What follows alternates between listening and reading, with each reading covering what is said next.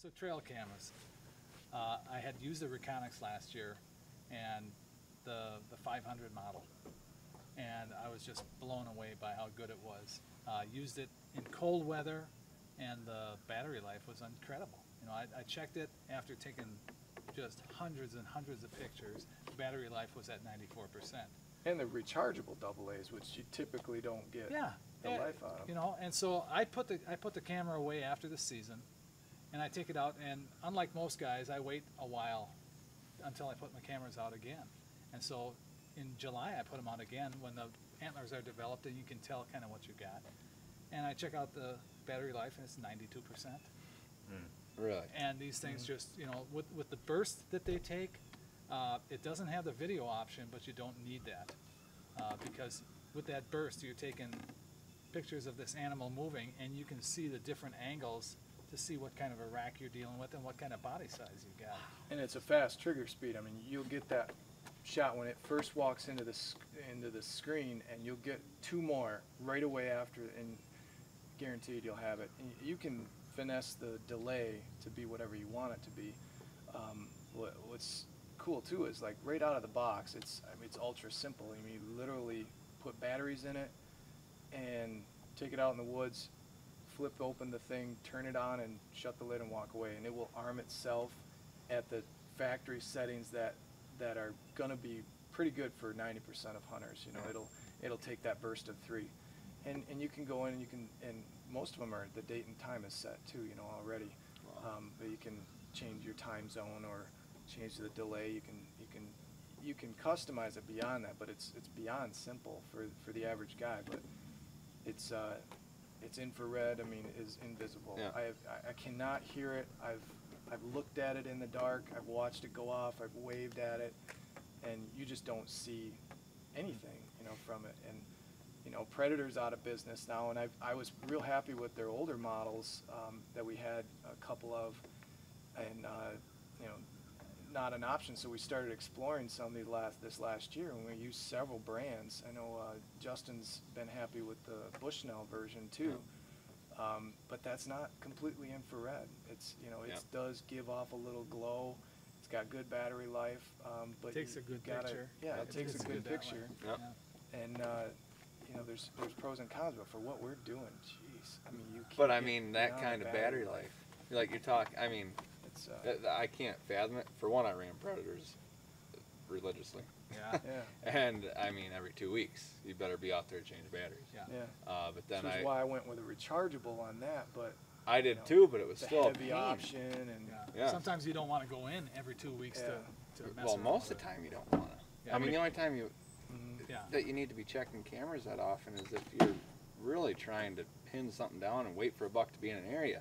yeah. You know, but I And mean, they keep the camera size small because there's no big viewer built into it. no. And you've got an SD card. So like with that little Kodak flip cam I'm using, I just pop it into that, and I can view pictures, you know, out in the field. So I don't have to worry about not having a viewer in the camera. Keeps the camera really small, and they don't notice that nearly as much either. It's awesome. How many pictures did you get, did you say? Hundreds. Yeah. No kidding. A season's worth, Well, basically? Yeah. Well, this- yeah, a season's worth. And it was at 94% or 92 or something? 94% at that point. I put it away for, what, 6 months? Yeah. 6 months. What month I got did you pull it? mine. I got pulled it in mine- January. Yeah. So it was cold That's weather. It was crazy. still flipping pictures. And I got mine the end of November last year, my second one. Batteries were juiced. I don't even think they were at 100% to start off. They said 96% or something. And I had a couple 4 gig memory card or something in it. For the next month and a half till the middle of January, I had a camera out. And here in Michigan, it was, you know, it got as cold as the teens, maybe single digits, but it averaged, you know, 20s and 30s. The batteries were still like 93% when I picked that camera up. I just put it in my cabinet over the winter. End of June here, a month ago, I pulled it out and set it up behind my house. I ran it for over a month. It got 3,000 pictures on it, and it was still at like 87, 88%, something. I mean, it wasn't even close. It was just awesome. I mean, with Lee's, what's really impressive is I know what the weather was like in our neck of the woods Yeah. last year. Yeah, it was And we had well below 0 temps Oh, in the yeah. time frame you're talking about, whereas all other cameras are rendered useless. Yeah. Every And camera I've ever you ran read is about dead them- below 0. Yeah, when you Yeah. read about the rechargeable ones, they actually do, I don't know if you say they do better, but they do just as well in the cold weather. They describe them as those rechargeables Yeah. well. And boy, you know, the other cameras, most other digital equipment, you know, rechargeables are nice because you can recharge them, but they don't last as long. But it's like Reconyx built those around being able to use rechargeables. Yeah.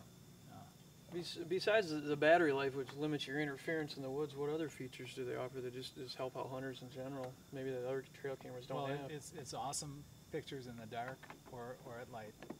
Yeah, it goes up to 5 megapixels. The ones that we're using, They're clear plenty picture. of quality. Yeah.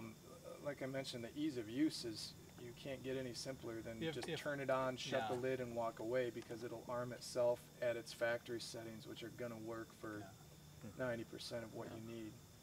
Whether you're over a mineral lick or just a scrape or just a deer trail that they're going by quick, because it takes in bursts of 3. So, you know, like the video, you know, the question about video, it's you don't have nearly the memory used up on your card, so you can take thousands more pictures, and you're essentially getting video anyways in, you know, just fewer frames per second. But when it takes those bursts, boy. Yeah, we tried. I tried a number of cameras, and the trigger speed on the Reconyx was the best of any of the cameras that we tried. So that means when they walk by, even if they're close, you got them.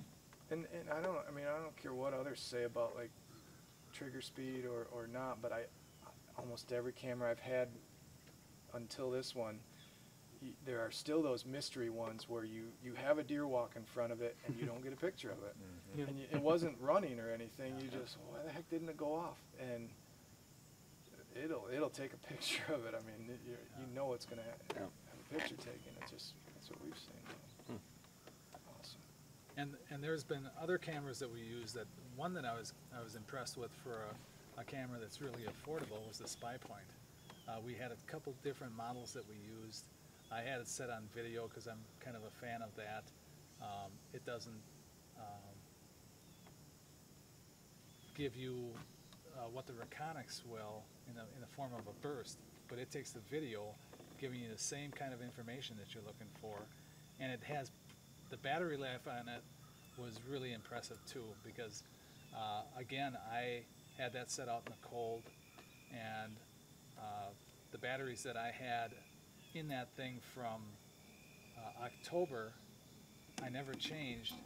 I put it away in January again, and I pulled it out this year, and I checked the batteries, figuring, and I had bought new batteries thinking I got to change these batteries, and there was still 2/3 of battery life was still there. So Yeah.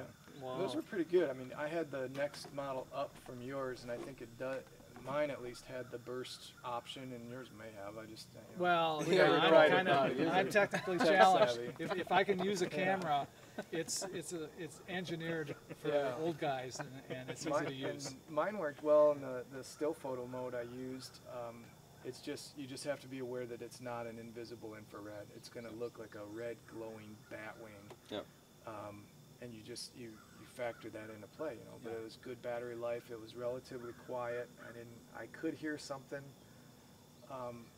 But it's one of those that it's a more affordable option, and when you know the pros and cons, then you know Yep. you Yeah. make your decisions. But it's Right. really small too. I like that one is really small, and What are the mounts Easy like? to Does use. it have the strap or the bungee You strap? can, or yeah, can it's you got the screw strap in? on it, but Yeah. you can alter it and put a Python cord on it if you Okay. want, if you're worried about getting ripped off. Yeah. Or Sure. the nice thing about it too is that you can mount it up high or down low in a spot where if you're worried about, say you're on public land, you're worried about it getting ripped off. What we do a lot is we set them up real high Sure. and put them down, Yep. and it has that ability to aim the camera. yeah, they're So it's adaptable helpful.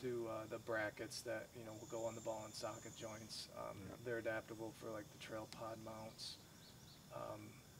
Out of the box, I like the Spy Point had a nice long thin green strap versus a black strap. I just call me paranoid, but I don't like a black strap. I can spot it from 100 yards, Yeah. and maybe a deer Yeah. cares or doesn't care, but I care, I guess. And a lighter green, thinner strap is a lot less noticeable on the tree, and Yep. I'll swap it out. Reconyx has a small little brown and grayish white bungee cord, which is cool, and I think my other one has a greenish one, so those are good too, and they're completely adjustable. Yeah. The ones that don't, I think Predator's one. Yeah, my old Predator came with the black strap that were too short too. You know, I couldn't get it around a tree that was maybe that Either big. black so, strap or python cable. Yeah. Or you use screws. They had a mount. They had a Oh, bracket, yeah, they so did. you screw it on the tree. Yeah, I never. And if never it's liked perfectly that at level all. and aimed the way you want, that tree is not, you know, Right. To me, it angled, was. you're okay. That one didn't help at all, but the ball and socket mount they had, I love that. I Does still love Reconyx that. have anything set up for setting on fence post? You use it setting on a fence post? Like, You know, like on the top of one? like, or- well, just pounding a metal fence post. And Oh, Oh, I don't know if anybody does yet, but I use Yeah, fence somebody posts all the does. time, and I make things so that I can put them on fence posts and put them where I want yeah, them. I haven't messed with the bungee cord and to know that you couldn't do it Right. or that you could, but because typically the metal, you need someplace to catch it, otherwise Yeah. it's gonna slide down. Well, they've got I'm not little sure. bumps on fence Yeah, posts, yeah. and I always use I use cable ties and Tag cable them, ties, and yeah. that's it, and tie them on, and then Yeah. just cut them because they're cheap. But Yeah, that's a good idea. I don't know. I'm just curious because I mean, there's a lot of field edge activity that you sometimes want to catch. Especially in the summer, the weeds are Yep. 5 feet tall, and even though the tree's close enough, there's too much in the way. You don't want to. Yeah, you don't want to knock it all down. Yep. Or on food plots where you'd want to get a ways out into the plot, Yep. having them on the edges. They really don't look anything different than a birdhouse or something that Yeah. you get used to on a Yep. food plot or something. Yep.